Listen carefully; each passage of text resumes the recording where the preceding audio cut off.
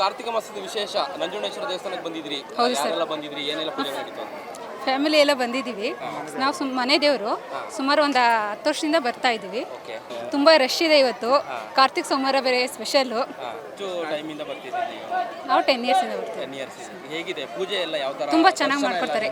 ತುಂಬ ಚೆನ್ನಾಗಿತ್ತು ದರ್ಶನ ಎಲ್ಲ. ಅಷ್ಟೇ ಸರ್. ಕಳೆದ ವರ್ಷಕ್ಕೂ ಕಳೆದ ಬಾರಿಗೂ ಈ ಸಲಕ್ಕೂ ಏನಿದೆ ಡಿಫ್ರೆನ್ಸ್? ಈ ಸರಿ ಜನ ಜಾಸ್ತಿ ಇದೆ, ತುಂಬ ರಶ್ ಇದೆ. ಹೌದು. ದೇವಸ್ಥಾನಕ್ಕೆ ಬರುವಂಥ ಭಕ್ತರಿಗೆ ಏನು ಹೇಳಲಿಕ್ಕೆ ಬಯಸ್ತೀರಾ?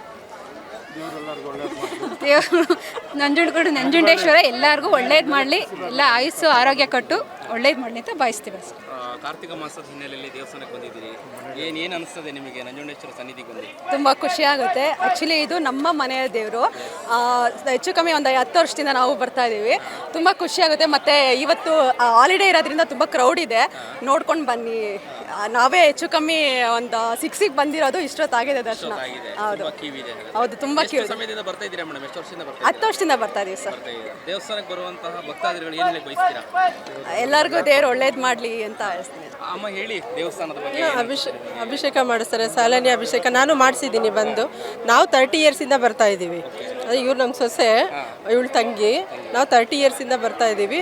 ಅಭಿಷೇಕಗಳು ಮಾಡಿಸ್ತೀವಿ, ಪೂಜೆ ಮಾಡಿಸ್ತೀವಿ. ಮಕ್ಕಳು ನಾವೆಲ್ಲ ಬರ್ತಾ ಇದ್ವಿ. ಒಳ್ಳೇದಾಗಿದೆ, ಅನ್ಕೊಂಡಿದ್ದೆಲ್ಲ ಒಳ್ಳೇದಾಗಿದೆ. ನಾವು ಅಮ್ಮ, ನೀವು ಹೇಳ್ತಿದ್ರಿ 30 ವರ್ಷಗಳಿಂದ ಬರ್ತಾ ಇದ್ದೀನಿ ಅಂತ ಹೇಳಿ. ಈ 30 ವರ್ಷಗಳಿಂದ ಹಿಂದೆ ಮಾಡುವಂತಹ ಪೂಜೆ ಪುನಸ್ಕಾರಗಳು ಇವಾಗ ಸ್ವಲ್ಪ ಡಿಫ್ರೆನ್ಸ್ ಇದೆ. ಹೌದು ಹೌದು. ಅವಾಗ ಇಷ್ಟೊಂದು ಜನಗಳಿರ್ತಾ ಇರಲಿಲ್ಲ, ಇವಾಗ ತುಂಬಾನೇ ಜನ ಇದೆ, ನಿಲ್ಲಕ್ಕೆ ಆಗ್ತಾ ಇಲ್ಲ, ಅಷ್ಟು ಜನ ಇದೆ. ಸೊ ಓಕೆ, ಇವಾಗ ಹಾಲಿಡೇ ಇರೋದ್ರಿಂದ ತುಂಬ ಕ್ರೌಡ್ ಆಗಿದೆ.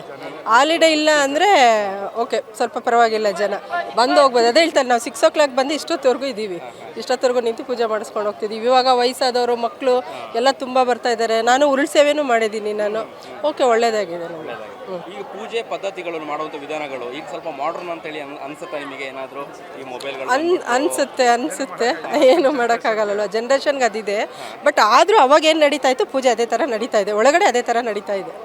ಪೂಜೆ, ಭಕ್ತಿ ಭಾವ, ಪೂಜೆ ಎಲ್ಲ ನಡೀತಾ ಇದೆ. ಜನಗಳ ಅರ್ಕೆ ಅವ್ರು ಮಾಡ್ಕೊಳ್ಳೋದ್ರ ಮೇಲೆ ಡಿಪೆಂಡ್ ಆಗುತ್ತೆ.